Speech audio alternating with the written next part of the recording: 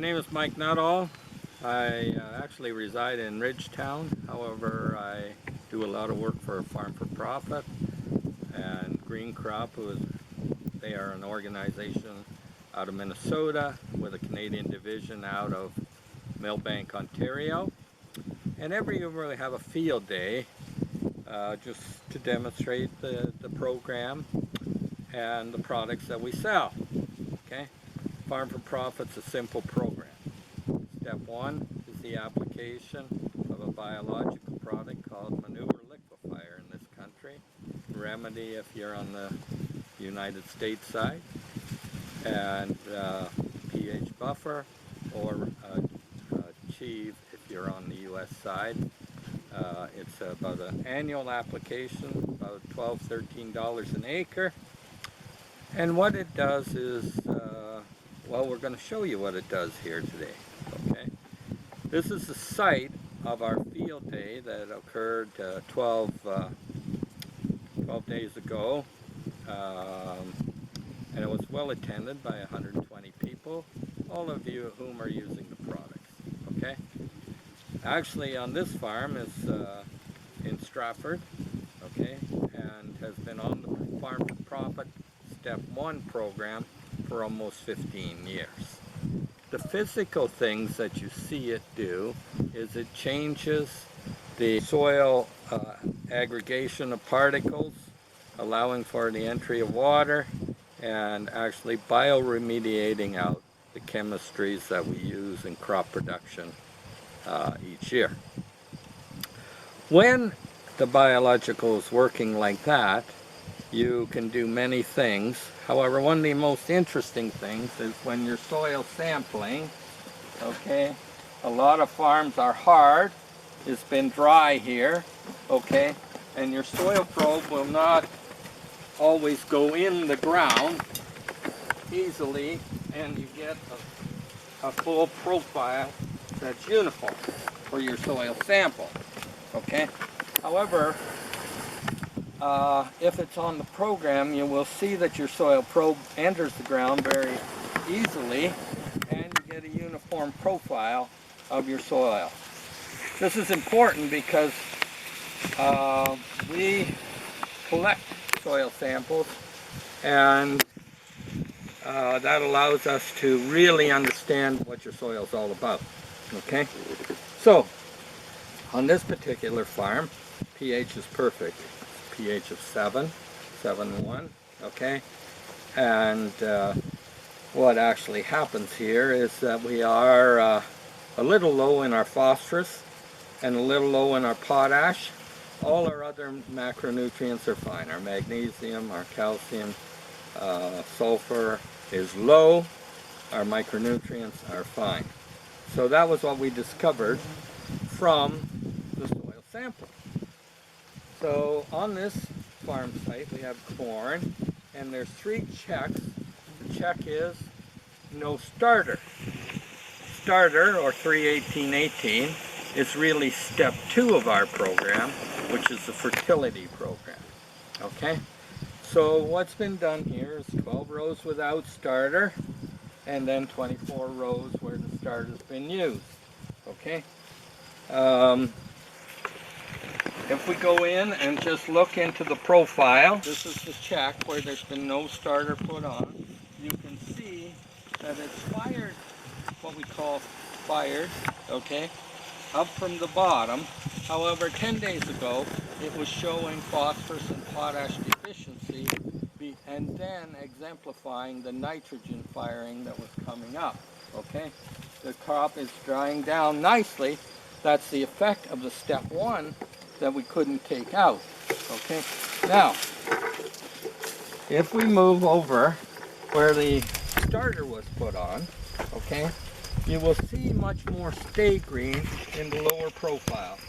In the last week, 10 days, where it's been very hot here, okay, and dry, we have started to see an increase in the dieback of the crop, okay.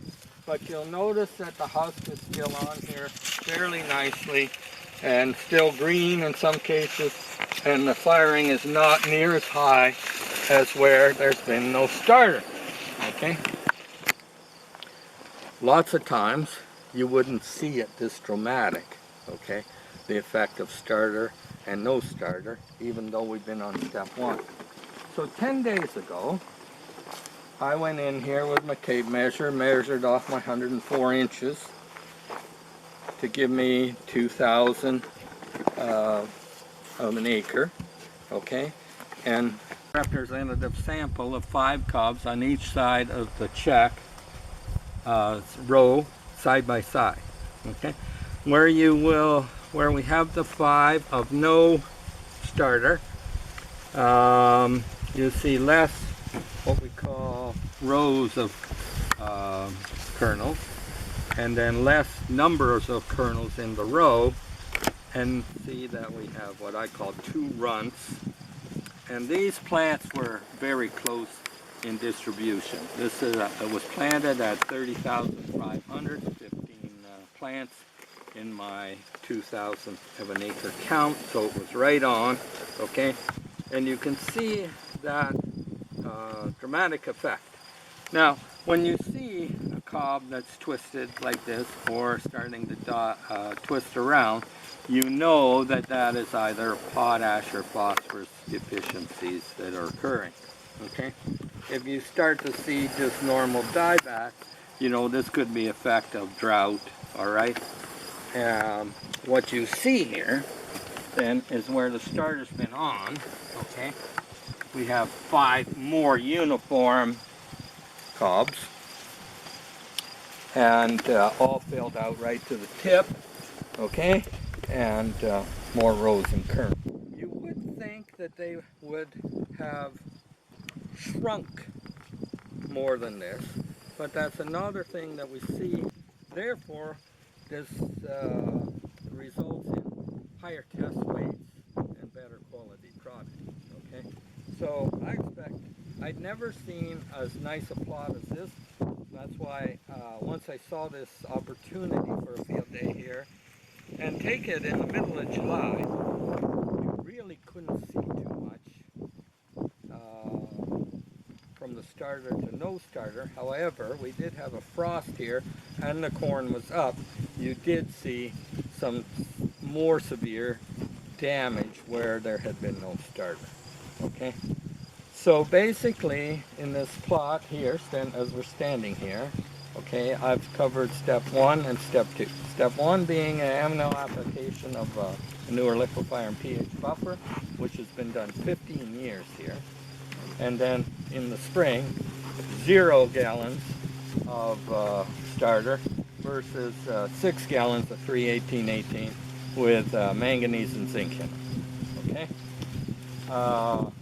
If we go over here, this is basically what was done with the farm. Okay, it was planted May 5th. Okay, it's been on the program for 15 years.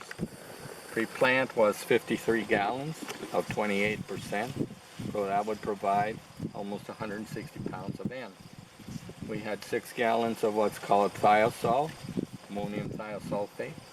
Okay, that provides an N source and a sulfur source. Okay, and then we had the 6 gallons of starter, that's on the next one, okay, which will provide the phosphorus and potash. It was pre-emerged at reduced rates, and then it is GMO corn, so it had a liter of touchdown applied with AMS and oil. Last fall, we had between 1,000 and 2,000 pounds of K-lime applied. Okay, corn emerged May 14th, the frost was 9 days later. So some people thought this was a lot of crop input. It's not really a lot of crop input if you can get the results, okay? The secret is to get the yield, okay? And this is 7 gallons of 3-18-18 starter for 24 rows that way. Okay, so you can see, once again, the effects of that starter, uniformity in cob, okay, and still has it stay green. So on this side, we're in a different part of the field, okay? We're almost a third of the way across a field here. Different soil type, all right? still on the program. We changed the starter to a 624-6, okay? And actually this is the check, and actually in this case, the check is showing a little more green and the starter showing a little more fire, okay? That could be partially from the fact that this farm is traditionally low in potash, okay? So if you talk to people about at what level you should put additional potash into your starter, they'll tell you at 80 parts per million to 90 parts per million. Most on a soil test. Most people are looking for 100 parts per million to 150 parts per million to feel comfy, okay? So in this particular case, we're at 77 parts per million, and that would call for a little more potash. So when we were on the other side, the starter was 318-18, having a little more potash, okay? And obviously that potash is showing us that it maybe is not creating the potash deficiency early, okay? You'll see these cups, okay, are not always filled out, okay? And sometimes you'll get a little twist, meaning that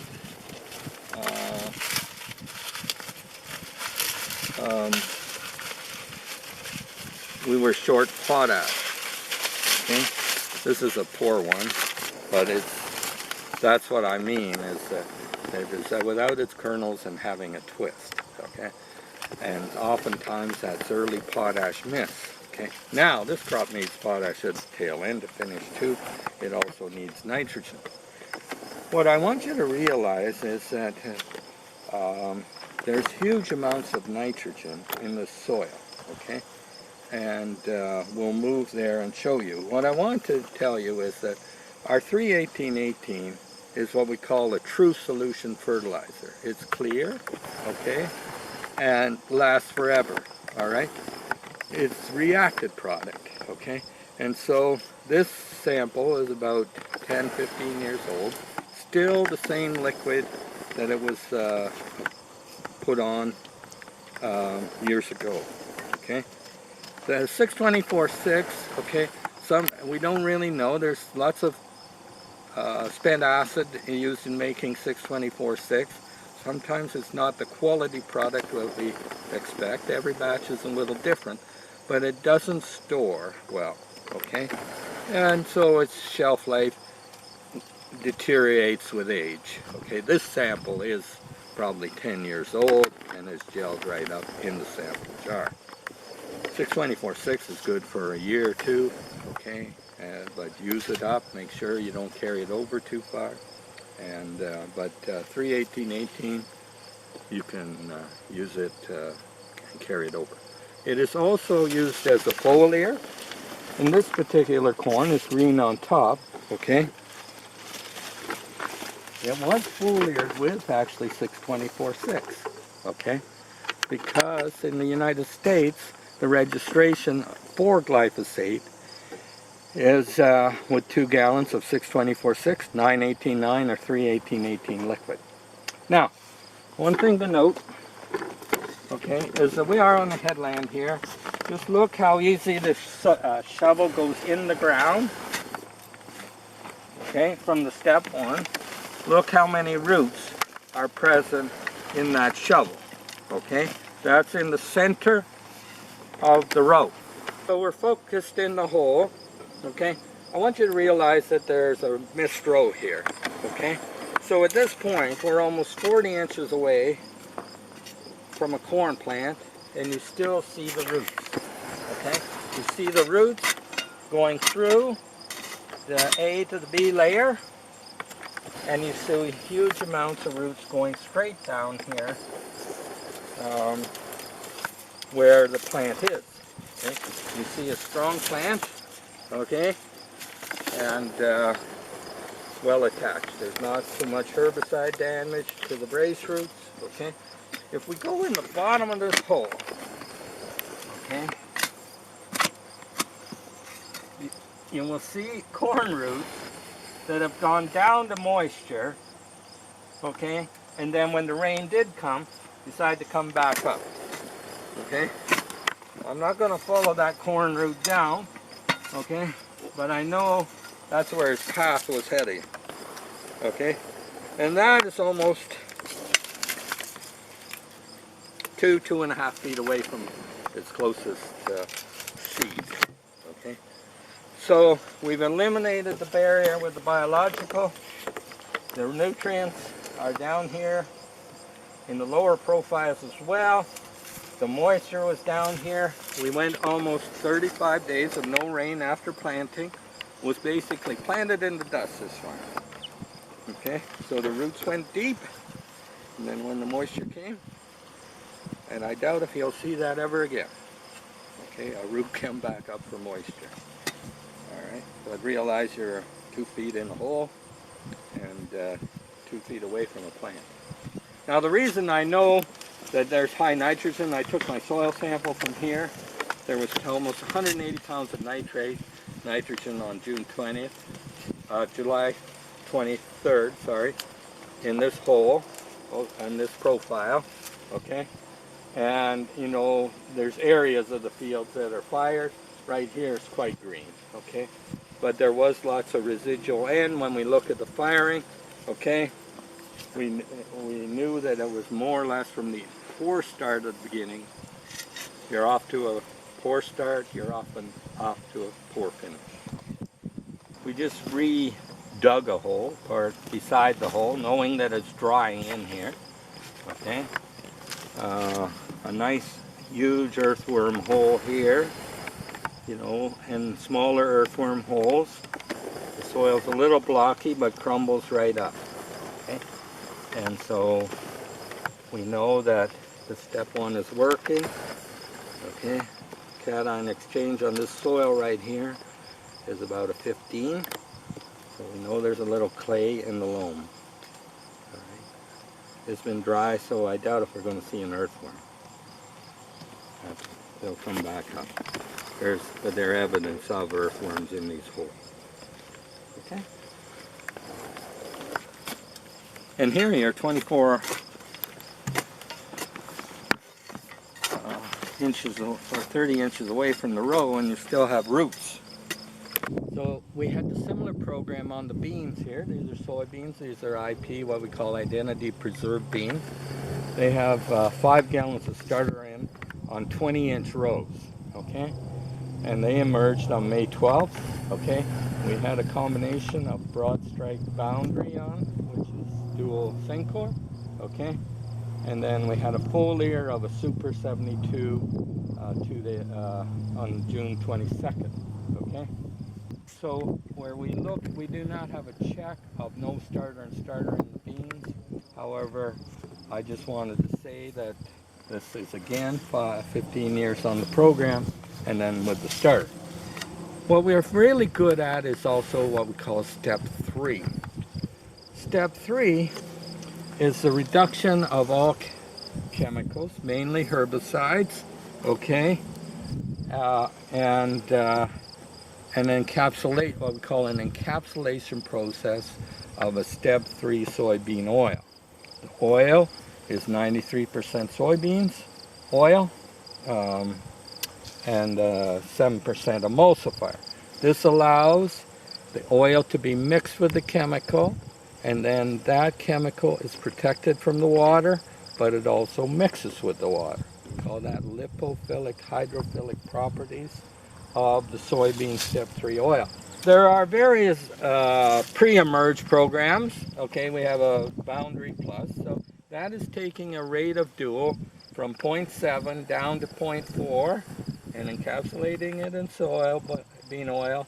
The Sencor can be encapsulated now that it's a liquid, okay? It used to be a dry flowable, which was a little tougher, and then before that was a powder, okay? Then we would put in 2 ounces of Pursuit, okay? And then our post might be classic, okay? Or we put it all together as one pre-emerge, okay? That reduces the cost of that program from $39 down to $14, including the extra cost of the oil. All right. Now, Focus is a new product, okay, and actually we're combining it with First Rate in a pre-emerge, okay, or it could be PPI, but I like it pre, okay, and same thing, okay, and then you would come in, if needs be, with a post-emerge program, which is here, of a post-emergent program, of combinations of First Rate, Pinnacle, Classic, Pursuit, and then if we have really tough weeds, of course, Reflex or Blaze, okay. We have all these printed up nicely so that you can understand. We have a nice mix sheet, but all in all, except for a few weeds right here at the beginning, these beans are pretty clean for identity preserve, okay? And almost ready for harvest. They've dropped a lot of leaves in the last 8 days. I'm in the hole of the soybean plot. It is on a more of a less of a headland where we kern here, so it might be a little harder. This hole was dug 8 days ago, and from that, most of that, you would think it would be drier. We did get a rain here, okay, but I want you to know what the step 1 does. So we have always, most of our soils in Ontario have a distinct A horizon and B horizon, okay? Oftentimes there's a line of compaction that they used to call a plow layer or something like that about this point. Okay, could be up here, all right, where the plow ran, and basically that stopped the flow of water and didn't allow the roots to penetrate, okay? So what the biological does is eliminated this compacted layer or zone of chemical accumulation, and therefore allows you to go through that easily, fairly easily, and pick up the nutrients that are in the lower horizon. Now, just as I shoveled there, you'll see 2 wormholes, so we know the worms have been working here, okay? And if the hole hadn't been open for 8 days, you'd probably see the earthworms, okay? Anyway, this is the bottom of the hole, and it has rained, but this is, 2 feet down, and the clay is still breaking up nicely, and the roots can go down. Soybean roots don't often go as deep as corn roots, okay? But they will go down through the profile. And, these roots are what picks up the nutrients. And this one is not as white as it would have been. It's been dried out a little, okay? But it's straight and going down for the nutrients. Now, the other thing that the biological does is breaks down the residue from last year. So this was corn last year, all right? And what you want is most of that corn stalk to be gone the year after it's plowed down. So this was combined in October, all right? You don't really want to recognize this corn stalk, but for the most part, where it was plowed in, right here, okay, it's quite well broken down. There's no anaerobic activity, and it's all aerobic, meaning oxygen's present, breaking those corn stalks down and allowing those nutrients to be available to the soybean crop this year, okay? So, many of you have trouble breaking down stalks. Some of you have serious problems breaking down stalks. In fact, some of you tell me they can't break down stalks anymore. The step 1 biological program does that, okay? So, step 1 is the biological, allowing your root presentation, root penetration, for more nutrients and the breakdown of the residues of the past. A straight root system, a white root system. The starter got this bean off to a quick start, out of the ground quickly, provided nutrients for it, and then it was on its own from there. This is a fairly decent soybean crop for this year in Ontario. The bean is not that tall, however, many beans do not have as many pods on them or as many beans per pod. So we expect good things from this. And then the step 3 was reduced rates, and then excellent weed control from the use of soybean oil. So we have an alfalfa program, which is actually the 3-18-18, using a chelated calcium with it, each application, or combined in the manure on its application. This field here is in the 4th year of hay, okay, and was cut 2 weeks ago. This is the regrowth. We're going to plow it so it has no foliar on it. However, this is excellent regrowth for a 3rd crop, okay. I don't think the 2nd crop stayed out quite a while, okay. And it got step 1 every year. It didn't always get a foliar. However, this year it got a foliar, okay. What we see is nice green large leaves, okay, and what we call solid stemmed. There's no holes in the alfalfa, okay. It's a solid stem of nutrients, all right, and lots of tillering. Good for the grass too, the foliar and the biological, and it basically keeps the dandelions out of the hay. However, we do have the odd dandelion where it was a little thinner here on the headland, but a really good stand of hay. It's going to go down to corn next year, okay, which is what we suggest. It's always harder in a hay field.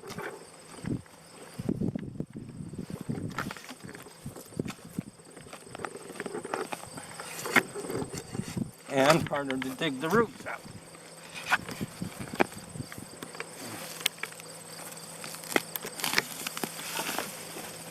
So here's your taproot system, okay.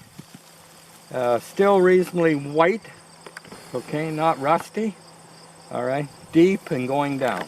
Lots of tillering on the crown, okay. This is actually one plant, all right. 4 years old, you can still see it regenerating tillers, okay.